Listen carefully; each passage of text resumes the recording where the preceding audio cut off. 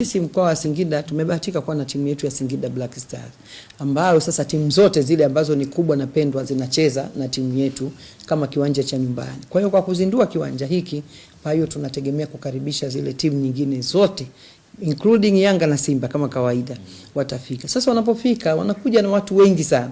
Sasa wale watu wote watapata huduma kutoka Singida. Tutauza kuku zetu, tutauza mayai, tutauza chips, yani tutauza nyumba za kulala, tutauza usafiri na usafirishaji.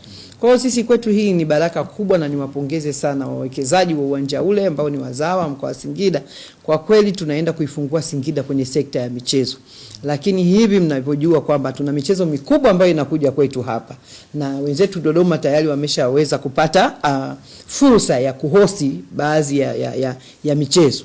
Sasa wakati mwingine Dodoma kukitokea kupungukiwa kidogo atakimbilia wapi? Sio atakimbilia Singida. Kwa hiyo wanasema kaa na uwaridi ili uweze kunukia.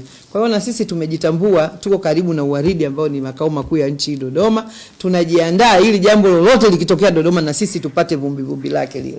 Kwa hiyo sisi kwetu ni fursa kubwa sana.